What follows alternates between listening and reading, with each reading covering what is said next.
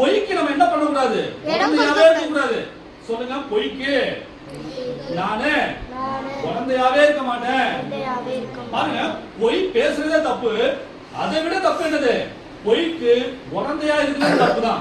புரியுதுங்களா? இப்போ குற்றம் செய்யற தப்பு தான், குற்றம் செய்யறவங்களுக்கு குழந்தையா இருக்கிறதும் தப்பு தான். சரிங்களா? குற்றம் உடந்தை தவறுக்கு துணை போறதுனா. இப்போ நான் ஒரு தப்பு செய்யறேன், கூட்டணி சேர்த்து தப்பு செய்யறது அது தப்பு தானே. சப்போர்ட் பண்றது தப்பு, அதுதான் உடந்த குழந்தை இல்ல, உடந்த. ரைட்டா?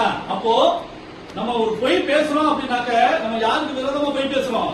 பரிசுத்த ஆவியானவருக்கு விரோதமா, ஏசப்பாவுக்கு விரோதமா பொய் பேசுறோம். பொய் பேசுறது நல்லா தெரிஞ்சீங்க, நமக்கு நாமே ஆப்பு வைக்கிற மாதிரி, நமக்கு நாமே ஆபத்து வருவிக்கும்.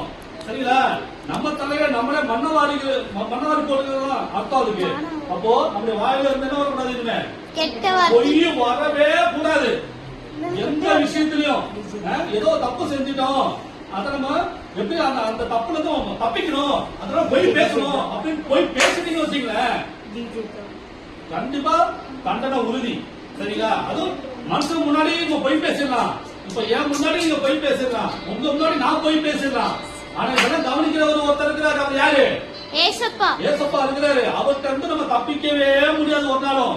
அப்போ அவருக்கு முன்பாக நாம உண்மை உள்ளவர்களா நல்ல பிள்ளைகளா வாழ்ந்தோம் அப்படின்னாக்க ஏசப்பாவுக்கு எப்படி இருக்குமா? சொல்லுங்க, பிரியமா இருக்கும். சொல்லுங்க, ஏசப்பாவுக்கு பிரியமா இருக்கும். அப்ப நம்முடைய வாழ்க்கை யாரை பிரியப்படுத்துற மூலமா இருக்கும்? ஏசப்பாவை பிரியப்படுத்துற வாழ்க்கையை மட்டும்தான் நம்ம வாழணும். பிசாசுக்கு பிடித்த வாழ்க்கை நம்ம வாழவே கூடாது. பிசாசுக்கு பிடித்தமுள்ள வாழ்க்கை என்னது? எப்ப பார்த்தாலும் பொய் பேசுறது, எப்ப பார்த்தாலும் கெட்ட வார்த்தை பேசுறது, எப்ப பார்த்தாலும் சண்டை போடுறது, எப்ப பார்த்தாலும் நம்ம தேவையில்லாத காரியங்களை பண்றதுதான் பிசாசுக்கு சந்தோஷமான வாழ்க்கை. அதெல்லாம் சரிங்களா? நம்ம இப்படிதான் பண்ணணும் செய்யல. பிசாசு ரொம்ப டான்ஸ் ஆடிட்டே இருப்பான். என் பிள்ளை பொய் பேசிட்டான், என் பிள்ளை சண்டை போடுறான், என் பிள்ளை கொலை பண்ணிட்டான், என் பிள்ளை திருடிட்டான் அப்படின்னு அவன் சந்தோஷப்பட்டு இருப்பான். ஆனா ஏசப்பா என்ன பண்ணுவாரு? துக்கப்பட்டுட்டே இருப்பாரு. நான் உண்டாக்குன பிள்ளையா பொய் பேசிட்டு இருக்கானே, நான் உண்டாக்குன பிள்ளையா அவன் பாட்டுக்கு தண்டனையா சொல்லிட்டு இருக்கானே, கெட்ட வார்த்தை பேசிட்டு இருக்கானே, நன்மை செய்யாம இருக்கிறானே அப்படின்ட்டு அவர் ஏசப்பா என்ன பண்ணுவாரு? மனஸ்தாபப்படுவாரா இல்லையா?